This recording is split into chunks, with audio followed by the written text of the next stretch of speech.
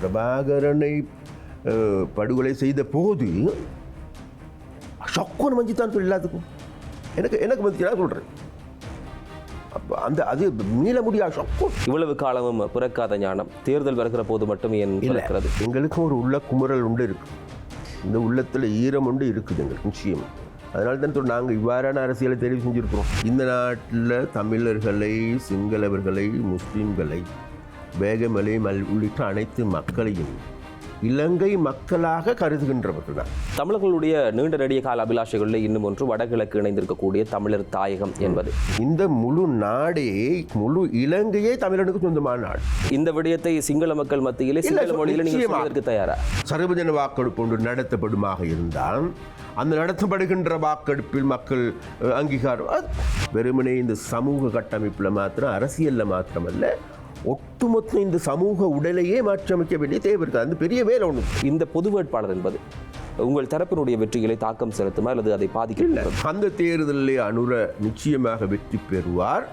அதனால் நாங்கள் அழைப்பு விடுக்கின்றோம். இந்த தேர்தலுடைய வெற்றி வெறுமனே சிங்கள மக்களுடைய வெற்றியாக இருக்கக்கூடாது.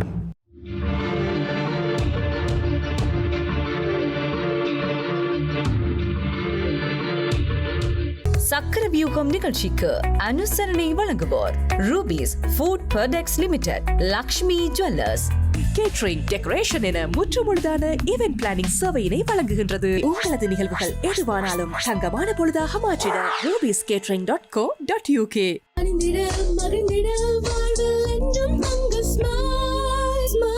தங்கம் வாங்க ஈஸ்ட் ஹாம் லக்ஷ்மி ஜுவல்லர்ஸ். தொடர்ந்து பேசலாம். இது சக்கரவியூகம் வார்த்தை என வாழ்கொண்டு கருத்துக்கள் மோதும் அரசியல் சமர்க்களம். அந்த இடத்திலிருந்து நாங்கள் சொல்லலாம், நீங்கள் 2009 அதுக்கு முன்னர் நிகழ்ந்திருக்கக்கூடிய சில துன்பியல்கள் சம்பந்தமாக நாங்கள் பேசிக் கொண்டிருக்கிற போது 2024 யாழ்ப்பாணம் வந்திருக்கக்கூடிய உங்களுடைய தலைவர் அன்றுகுமார் திசாநாயக்க இந்த விடயம் தொடர்பில், அது யுத்தம் தொடர்பிலும், யுத்தத்திலே நீங்கள் எடுத்திருக்கக்கூடிய வகிபாகம் தொடர்பிலும், அதனாலே ஏற்பட்டிருக்கக்கூடிய மன சஞ்சலங்கள், அது தவறு அப்படின்ற விடயத்தை ஒத்துக்கொள்கிறோம் என்ற விடயத்தை சொன்னார் என்ற விடயத்தை சொன்னீங்க. 2009 யுத்தம் முடிவடைகிறது. 2024 இருக்கிறோம். ஏறக்குறைய 15 ஆண்டுகள் கடந்து விட்டது. 1.5 தசாப்தம். இவ்வளவு காலமும் பிறக்காத ஞானம் தேர்தல் வருகிற போது மட்டும் ஏன் பிறக்கிறது? இல்லை, நீங்கள் தவறு. ஏனென்றால் நாங்கள் மிக அன்பாக கேட்டுக்கொள்கிறோம் ஊடகவியலாளர்கள் என்ற அடிப்படையில். உண்மையிலேயே நாங்கள் இன்றைக்கு அல்ல இந்த பிரச்சனையை தவிர, இப்போ நாங்கள் அதாவது இந்த மேடையில், இந்த கிளிநொச்சியில் வந்த மேடையோ அல்லது இதுக்கு முன்னே யாழ்ப்பாணத்தில் நடந்த மேடைகளில் இந்த விஷயத்தை அன்று சொல்லலை. இதற்கு முன்பு வந்தார், இப்போ 2 வருஷத்துக்கு முன்னே, அந்த நேரத்தில் தான் இந்த சொன்னது இந்த விஷயத்தை. என்கிட்ட நாங்கள் ஒரு விடயத்தை தவிர நாங்கள் தடவை சொன்ன பிறகு உண்மையிலேயே நாங்கள் சொல்லுகின்றோம், நாங்கள் இது உள்ளத்திலிருந்து சொல்லுகின்ற விஷயம். எங்களுக்கும் ஒரு உள்ள குமுறல் உண்டு இருக்குது, இந்த உள்ளத்தில் ஈரம் உண்டு இருக்குது எங்களுக்கு நிச்சயம். அதனால தான் நாங்கள் இவ்வாறான அரசியலை தெரிவு செஞ்சுருக்கிறோம். இல்லாட்டி அனுரை எடுத்துக்கொண்டாலும் சரி, அல்லது தேசிய மக்கள் சக்தியை பிரதிநிதித்துவம் செய்கின்ற அரசியல் எடுத்துக்கொண்டாலும் சரி, யாருமே சம்பளம் எடுக்காது, எந்த ஒரு சலுகைகளையும் எதிர்பார்க்காது, சுயேட்சையாக தன்னிச்சையாக செயற்படுகின்ற அமைப்பு. அப்படினால் அடிக்கடி வெளிநாட்டு பயணங்களுக்கு காசு தான் சொல்லுங்கள். இப்போ நான் சொல்லவேன், இப்போ நாங்கள் வெளிநாட்டு பயணம் போகின்ற போதுல எங்களுடைய வெளிநாட்டு பயணத்தை பொதுவான எங்களுக்கு வெளிநாட்டுக்கான ஒரு அமைப்பு இருக்குது. அந்த அமைப்பு ரீதியாக முடிவு எடுக்கப்படும். ஆனால் அங்கே சென்ற பிறகு அங்கே இருக்கின்ற அனைத்து வேலைகளும் அவர்களுடைய வேலை. அதான் ஜேவிபின்ற கட்டமைப்பு. உதாரணம் சொல்லுங்களேன், இன்றைக்கு யாழ்ப்பாணத்தில் மே தினம் நடந்த உதாரணத்துக்கு நான் சொல்கிறேன். யாழ்ப்பாணத்தில் நடந்த மே தினத்திற்கு தெரியும் கிட்டத்தட்ட எங்களுக்கு எல்லாமே அந்த போக்குவரத்து செலவு எல்லாமே எடுத்துக்கொண்டால் ஒரு 15 லட்சத்துக்கு மேலே செலவு. சரியா? அப்போ அதில் ஒரு சில இதுகளுக்கு எங்களுக்கு ஒரு 4 லட்சம் 5 லட்சம் போல தான் பொதுவான நிதியத்திலேருந்து காசு கிடைக்குது. மற்றதெல்லாம் நாங்கள் இங்கே தேடி கொண்டது. இங்கே உள்ள ஆட்கள் உதவி செஞ்சாங்க, இங்கே இருக்கின்ற வியாபாரிகள் உதவி செஞ்சாங்க. எங்களுக்கு வந்த ஆக்களுக்கு நாங்கள் ஒரு வெளியில் இருந்து தூரத்து பிரதேசங்கள் வந்த ஆக்களுக்கு சாப்பாடு கொடுக்க போய் நிறைய பேர் எங்களுக்கு சாப்பாடு பார்சல் கொடுத்தாங்க. 50 பார்சல் 100 பார்சல் ஒவ்வொரு, நான் பேர் சொல்ல விரும்பலை. நன்றி அவங்களுக்கு எல்லாத்துக்கும். இது முதல் தடவையாக யாழ்ப்பாணத்தில். சரியா? அப்படி எங்களுக்கு உதவி செஞ்சான். ஒரு சில எங்களுக்கு அதாவது மண்டபம் இடம்பெறுகின்ற பொழுது ஒரு சில கடந்த காலங்களையும் கூட மண்டபத்தை எங்களுக்கு ஃப்ரீயாக கொடுத்தாக்கள் இருக்கிறாங்க. அந்த மண்டபத்துக்கு 1 லட்சம் ரூபா அறுவடை கட்டுறதுக்கு ஃப்ரீயாக கொடுத்து ஆக்கள் இருக்கிறாங்க. அப்போ அது மாத்திரமல்ல, அப்போ அவ்வாறான உதவிகள் நிறைய எங்களுக்கு. அப்போ அந்த வகையில் தோழர், இப்போ யாழ்ப்பாணத்தினுடைய செயற்பாடுகள் அனைத்தையுமே யாழ்ப்பாணத்தில் இருக்கின்ற எங்களோட அமைப்பு தான் பார்க்குமே தவிர இதற்காக வெளியிலிருந்து யாரும் வந்து ஹெலிகாப்டரில் வந்து இறங்குறது இல்லை ஒன்று. அதே போல் நாங்கள் இப்போ அண்மையில் அனுர ஸ்வீடனுக்கு போனார். இப்போ ஸ்வீடனுக்கு போன பிறகுத்தில் ஸ்வீடனுக்கு போகிற செலவா, வார செலவா, அனுரை பாதுகாக்கிற செலவா, அனுரை இருக்கிற தீர்மானிக்கிற செலவு, எல்லா செலவுகளும் அவங்களுடையது தான். வேறு அது தோல நாங்கள் இன்றைக்கல்ல, இன்றைக்கு சார் இப்போ எங்களுக்கு பெரிய ஒரு செல்வாக்கு ஏற்பட்டுக்கணும். நாங்கள் ஒரு காலகட்டத்தில் நாங்கள் இங்கேருந்து அமெரிக்காவுக்கு போயிட்டும் சரி, லண்டனுக்கு போயிட்டு ஒரு 30 பேர் 40 பேரோடு பேசுகிற அந்த காலத்திலையும் கூட எங்களுடைய செலவுகள் எல்லாத்தையும் பொறுப்பேற்கிறது அங்கே இருக்கின்ற எங்களுடைய பிரித்தானிய கமிட்டியால்.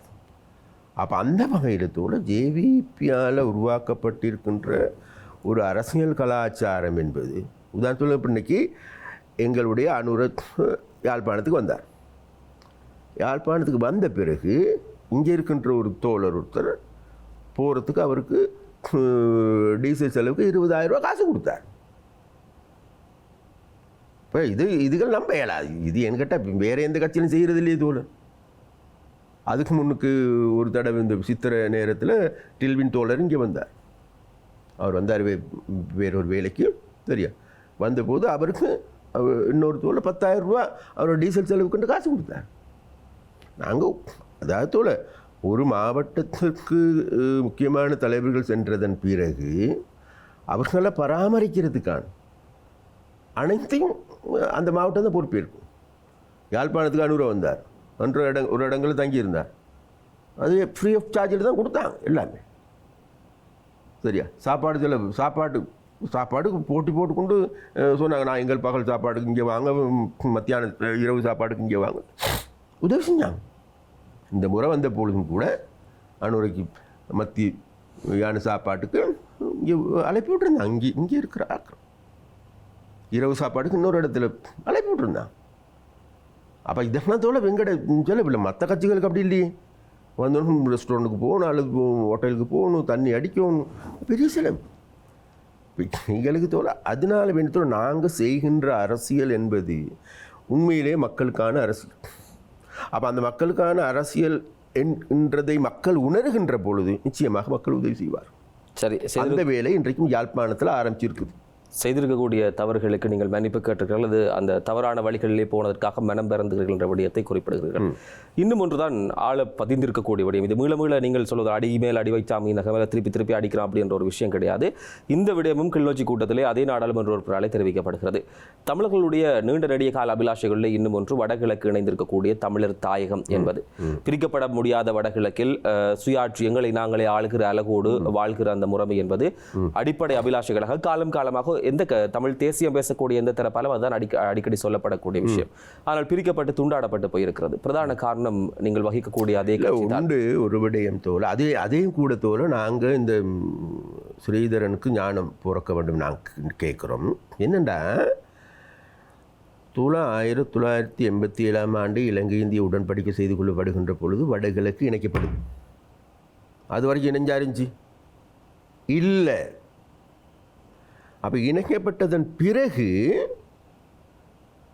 ஒரு வருடத்துக்கு பிறகு சர்வஜன வாக்கெடுப்பின் மூலமாக வடகிழக்கு நிரந்தரமாக இணைக்கப்படுவதா அல்லது பிரிக்கப்படுவதா என்பது மக்கள் தீர்மானிக்க வேண்டும். ஜனநாயக ரீதியான நடவடிக்கை எடுக்க வேண்டும். அதை மக்களுடைய தீர்ப்புக்கு முன்வைக்க வேண்டும். மக்களுக்கு தீர்ப்புக்கு போக இல்லை.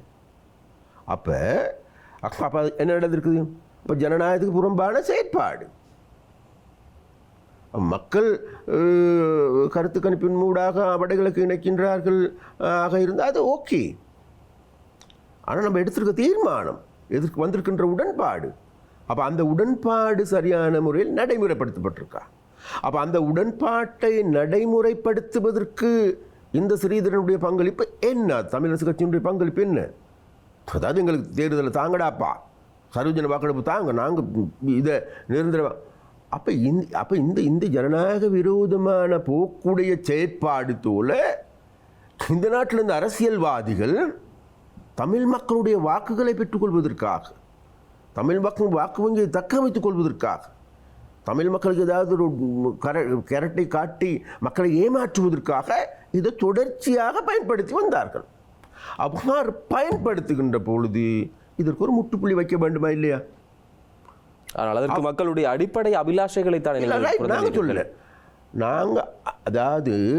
நாங்கள் ஒரு விஷயத்தை இந்த இடத்துல மீண்டும் சொல்லுகிறோம். சரியா? தேசிய மக்கள் சக்தி என்பது சரியா இந்த நாட்டில் தமிழர்களை, சிங்களவர்களை, முஸ்லீம்களை, பேகமலை உள்ளிட்ட அனைத்து மக்களையும் இலங்கை மக்களாக கருதுகின்றவர்கள் தான். ஆனால் அப்படியாப்பட்ட மனநிலை இன்று வரைக்கும் உருவாக இல்லை. அது வேற காது. இந்த நாட்டில் இருக்கின்ற ஆட்சியாளர்கள் செயற்பாட்டின் காரணமாக தமிழர்களாகவும், சிங்களவர்களாகவும், முஸ்லீம்களாகவும் வாழுகின்ற மனநிலையை உருவாக்கி இருக்கிறார். தமிழ் அரசியல்வாதிகள் எடுத்துக்கொண்டாலும் சரி, முஸ்லீம் அரசியல்வாதிகள் எடுத்துக்கொண்டாலும், சிங்கள அரசியல்வாதிகள் எடுத்துக்கொண்டாலும் கூட அவர்களுக்கு தேவை இருக்கின்றது வேறு எதுவும் இல்லை. இந்த இந்த என்ன ஊர் ஒன்றுபட்டா என்ன நடக்கும்? ஊர் கொண்டாட்டம். சரியா? அப்போ அதனால வேண்டி என்ன நடக்குன்னு கேட்டேன். ஊர் ரெண்டு பட்டா ஊத்தாடி கொண்டாட்டம். அப்போ தான் கூத்து நடத்தலாம் அவனுக்கு வேண்டிய மட்டும். சரியா? அப்போ அதுபோல தோல இந்த நாடு மக்களை இனவாத அடிப்படையில் பிரித்து வைத்திருப்பது, மத ரீதியாக பிரித்து வைப்பது எங்களை ஆளுகின்ற வர்க்கத்திற்கும் அல்லது எங்களை சுரண்டுகின்ற வர்க்கத்திற்கும், எங்களை கொள்ளையடிக்கின்ற வர்க்கத்திற்கு லாபம். அதனால் ஜேவிபியை பொறுத்த வரைக்கும் அல்லது தேசிய மக்கள் சக்தியை பொறுத்த வரைக்கும் இந்த நிலைமையை மாற்றி இந்த நாட்டில் இந்த மூவின மக்களை ஒரு கொடியின் கீழே கொண்டு வருகின்ற செயற்பாடை முன்னெடுக்கணும். அதற்கு அவர்களுடைய அபிலாசைகள், அவர்களுடைய மதமா அல்லது பிரதேசமா, அவர்களுடைய காணி பிரச்சனையா அல்லது ஏனைய பிரச்சனைகளா, அந்த பிரச்சனைகளை அவர்களால் ஆளக்கூடிய உத்தரவாதத்தை பெற்றுக் கொடுக்கணும். அந்த உத்தரவாதத்தை அளிக்கக்கூடிய புதிய அரசியல் அமைப்பை ஒன்றை உருவாக்க வேண்டும் என்கின்ற நிலைப்பாட்டை தேசிய மக்கள் சக்தி இருக்கு. அப்படி என்றால் இந்த விஷயம் பிரிக்கப்பட்டிருக்கக்கூடிய இந்த விடயம் உங்களுக்கு மக்கள் ஆணை தருவார்களாக இருந்தால் நினைப்பதற்கு நீங்கள் நிச்சயமாக நாளைக்கு நம்ப முடியும். நாளைக்கு அவ்வாறான ஒரு நிலைமை வந்து சரியா ஏதோ ஒரு நிலைமையில் மாற்றம் ஏற்பட்டு அந்த மாற்றத்தினூடாக வடகிழக்கு இணைக்கின்றது என்கின்ற ஒரு சர்வஜன வாக்கெடுப்பு ஒன்று நடத்தப்படுமாக இருந்தால் அந்த நடத்தப்படுகின்ற வாக்கெடுப்பில் மக்கள் அங்கீகாரம் அது மக்களுடைய விருப்பம். ஆனால் ஒன்று தோழ நாங்கள் சொல்லுகின்றோம், இந்த முழு நாடே, முழு இலங்கையே தமிழனுக்கு சொந்தமான நாடு. இந்த விடயத்தை சிங்கள மக்கள் மத்தியிலே சிங்கள மொழியில் நீங்கள் சொல்வதற்கு தயாரா? அதுதான் நான் சொல்கிறேன். என்னென்னா ஒரு விடயத்தை இந்த இடத்துல சொல்லுகின்றோம், இங்கே இருக்கின்றவர்கள் அதாவது சவுத் அல்லது தென்னிலங்கையை ரீட் பண்ணுறது குறைவு. அவர் ரீட் பண்ணுறது குறைவின் காரணமாக தோல அனுர ஒவ்வொரு மேடையிலையும் பேசுகிறார். தான் குறைஞ்சது 1 மணி நேரம் 2 மணி நேரம் பேசுகிறார். அதில் தோல ஒவ்வொரு நாளும் ஒவ்வொரு புதிய விடயங்கள் சொல்லி கொண்டு போகிறார். கட்சியின் நிலைப்பாடுங்கிற அப்போ அந்த நிலைப்பாட்டுள்ளுக்கு நாங்கள் இதை விட ஆணித்தரமாக அனு சொல்லியிருக்கார். இலங்கை என்பது தமிழ், சிங்கள, முஸ்லீம் மக்களுக்கு சொந்தமான நாடு. எங்களோட பிமல் ரத்நாயக் அவர்கள் பிபிசிக்கு போயிட்டு இலங்கை பௌத்த நாடா?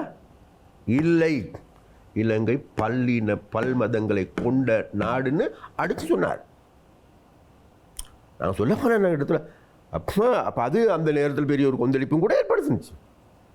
அது இன்றைக்கு நாங்கள் அந்த நிலைப்பாட்டில் இருக்கிறோம். நாங்கள் சொல்கிறோம் என்னன்னு கேட்டதோட மதத்தின் மூலமாக மக்களுக்கு நன்மை செய்திருக்குமாக இருந்தால், மக்களுடைய நல்வழிப்படுத்துமாக இருந்தால் அதற்கு நமக்கு தடையில்லையும். ஆனால் இந்த மதத்தை கொண்டு வந்து அரசியலுக்கு புகுத்து கொண்டு மதத்தினால் எடுக்கப்படுகின்ற தீர்மானங்களை அரசியல் தீர்மானங்களாக மாற்றப்படுகின்ற போது தானே பிரச்சனை. ஆனால் அதே மதத்தலைவரிடம் சென்று உங்களுடைய கட்சியை நீங்கள் விளங்கப்படுத்த வேண்டியதும் கட்சியினுடைய நிலைப்பாட்டை தெளிவுபடுத்த வேண்டியதும் இப்போதைக்கும் இருக்கிறது.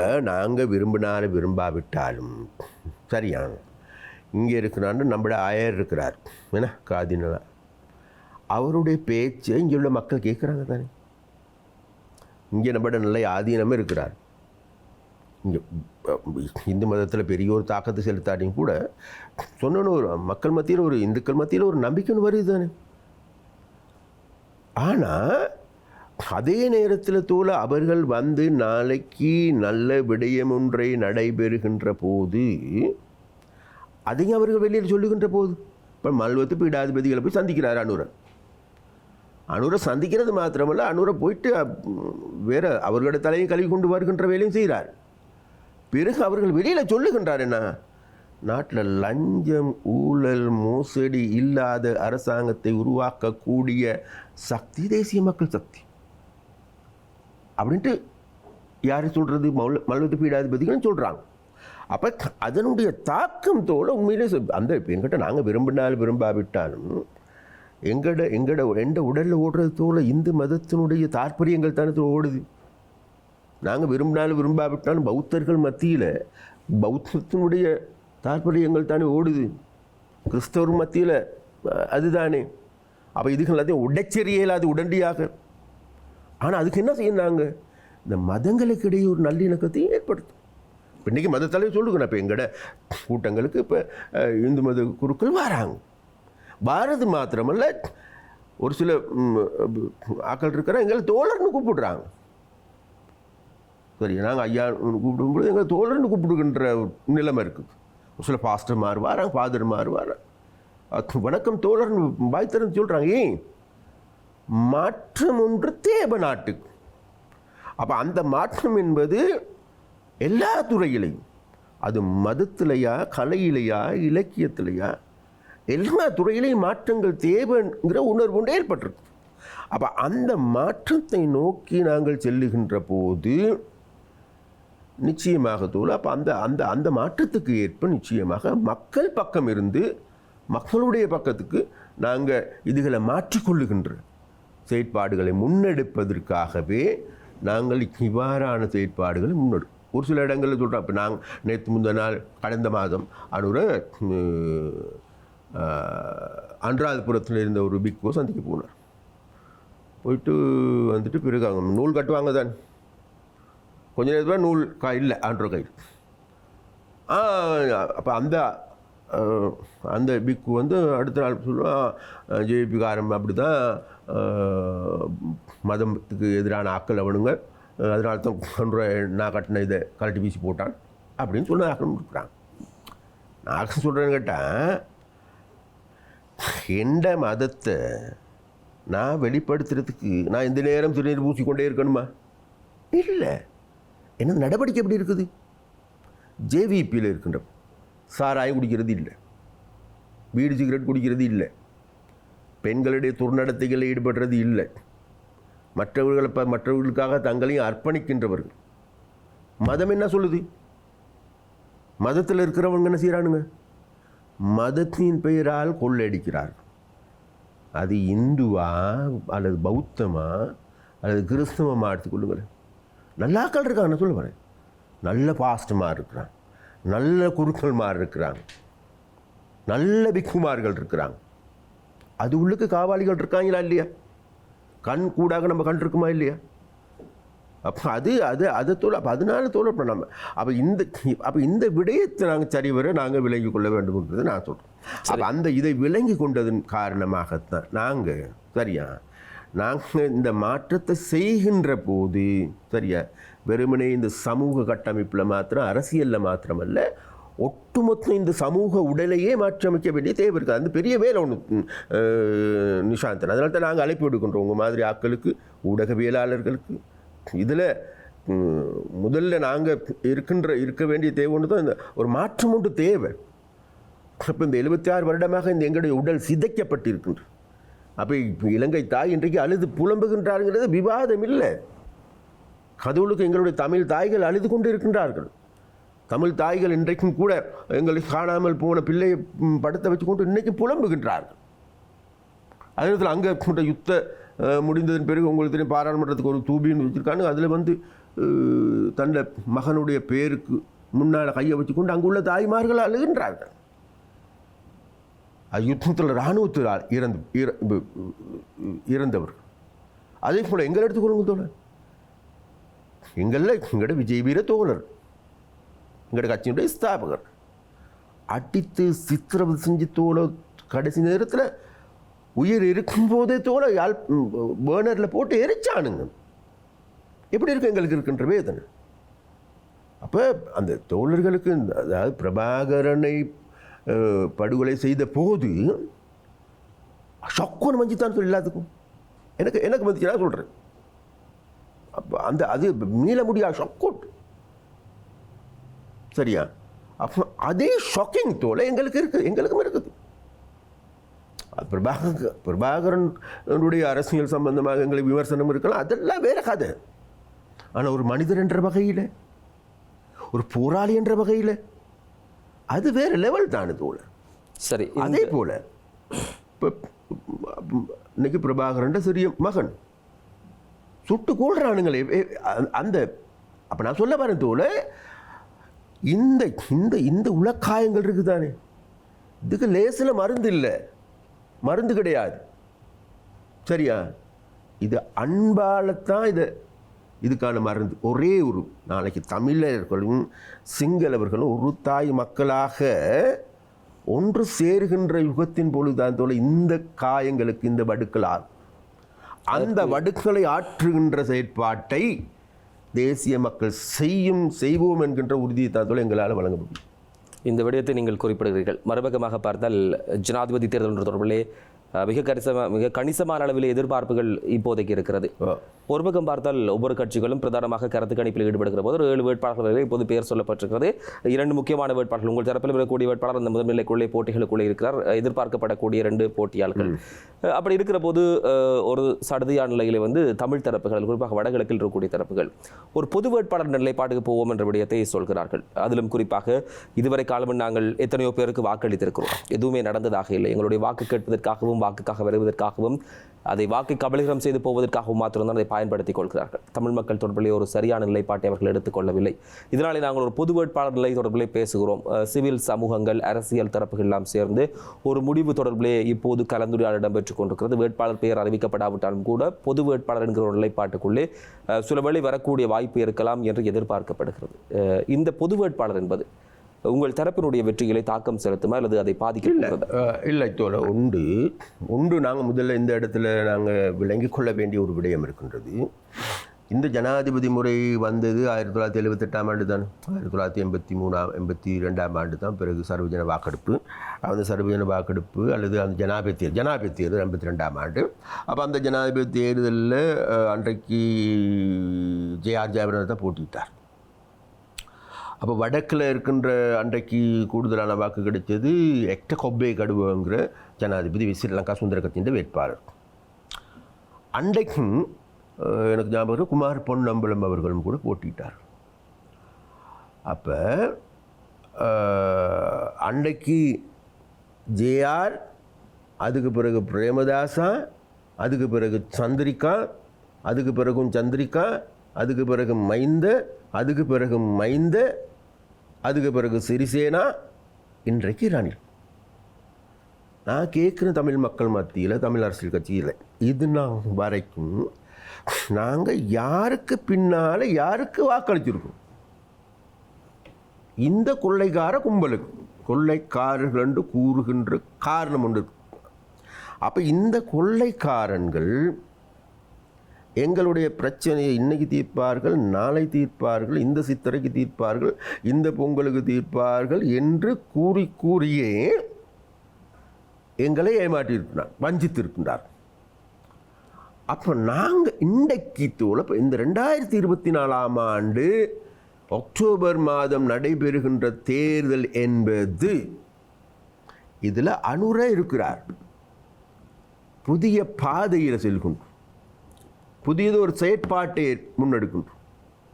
அனுரை சூழன்றைக்கு மக்கள் அணிதிரண்டும் இருக்கின்றார். சகல கருத்து கணிப்புகளையும் அனுர வெற்றி பெறுவார் என்கின்ற எதிர்ப்புகள் கூறப்படுது. அப்போ நாங்கள் சொல்ல வரேன், அப்போ அந்த புதிய மாற்றம் ஒன்று நிகழ்கின்ற போது இது நாள் வரைக்கும் அந்த கடந்த காலங்களில் இந்த 2 கட்சிகளுக்கு மாறி மாறி வாக்களிச்சோம். நம்ம அது ஜனாதிபதி தேர்தலாக பொது தேர்தலாக எதுவாக இருந்தாலும் அப்போ அவர் 2 பேரும் சேர்ந்து எங்களை ஏமாற்றி இருக்கின்றார்கள், வாதம் இல்லை. அப்போ இன்றைக்கு தோழ நாங்கள் ஏன் இந்த புதியதை பரிசித்து பார்ப்பதற்கான களமாக வடக்கை மாற்றக்கூடாது. தமிழ் அரசியல் கட்சிகள் அதான் நான் கேட்கின்றீர்கள். நாங்கள் ஆட்சிக்கு வர இல்லையப்பா. ஒரு தடவை இன்னைக்கு நீங்கள் நாட்டில் மக்கள் தீர்மானித்து கொண்டு இருக்கின்றார்கள் அனுரை ஆட்சி கொண்டு வர வேண்டும் என்று. அப்போ அந்த நேரத்தில் இதை டெஸ்ட் பண்ணி பார்ப்போமே நம்ம எல்லாருமே சேர்ந்து. ஏன்னா 5 வருஷத்துக்கு தானே அப்படியா இருந்தால் 75 வருஷமாக நாட்டுக்கு பின்னுக்கால ஓடி இருக்கிறோம். 75 வருஷத்துக்கு பிறகு என்ன நடந்திருக்கு நமக்கு நாட்டில்? அன்றைக்கு ஆசியாவில் 2வது ஸ்தானத்தில் இருந்த நாடு. ஜப்பானுக்கு 90 மொத்த தனிநபர் வருமானம் $90, நாங்கள் $89. ஆசியாவில் 2வது நாடு. இன்றைக்கு ஆசியாவில் கடைசி நாடாக இருக்கிறது ஆப்கானிஸ்தான். ஆப்கானிஸ்தானுக்கு மேலே நம்ம இருக்கோம். கடைசியில் இருந்து 2வது இடத்துல நிற்கிறோம். அப்போ அதுதான். அப்போ இந்த வகையான நாட்டை உருவாக்குகின்ற செயற்பாடுகளுக்கு எல்லாமே தமிழ் கட்சிகள் தெரிஞ்சோ தெரியாமலோ மறைந்தோ மறையாமலோ ஆதரவளிச்சிருக்கிறோமா இல்லையா?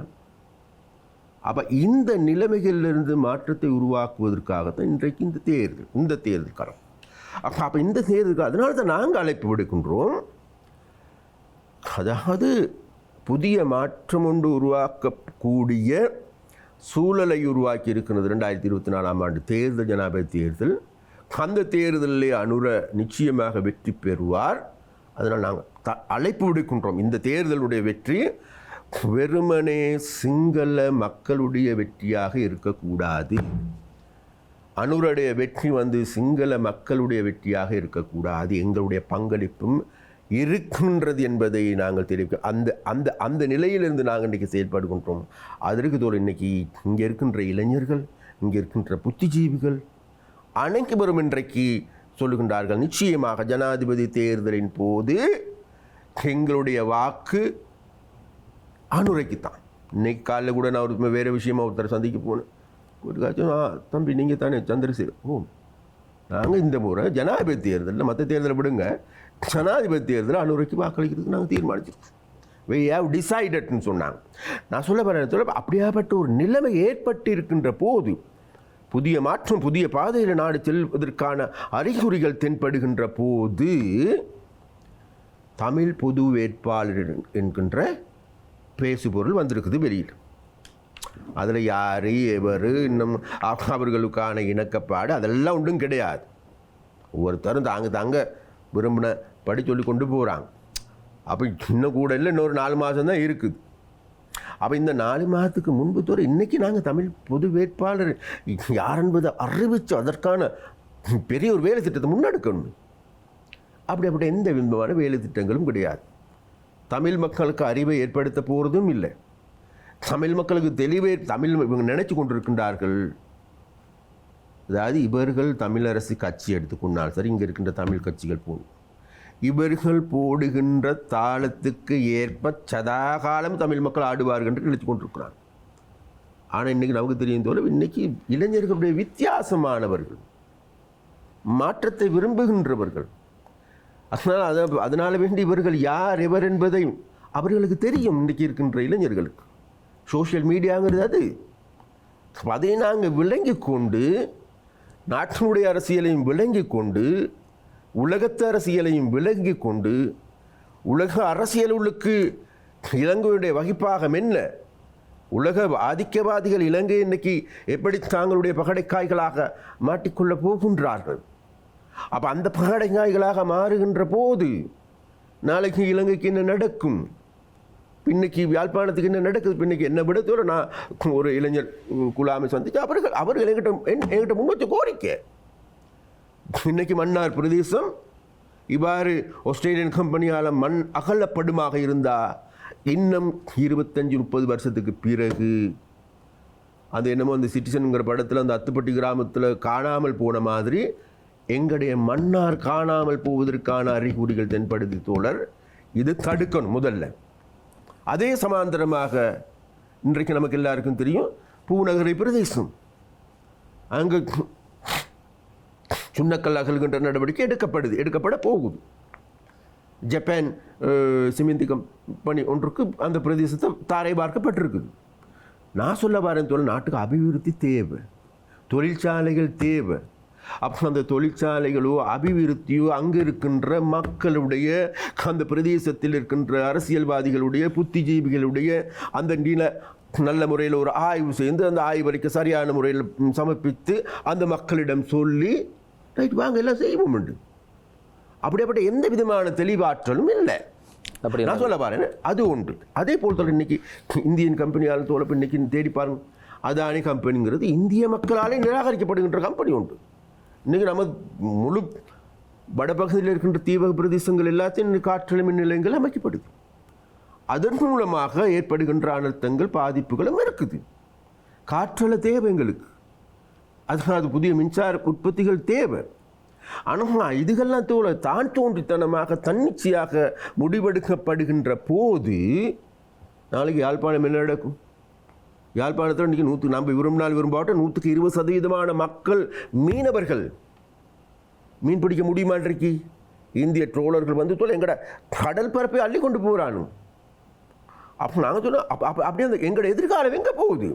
அப்போ நாங்கள் சொல்ல வேண்டியது தமிழ் பொது வேட்பாளர் என்கின்ற பதம் வருகின்ற போது இந்த பிரச்சனை எல்லாத்தையும் உள்ளடக்கணும்.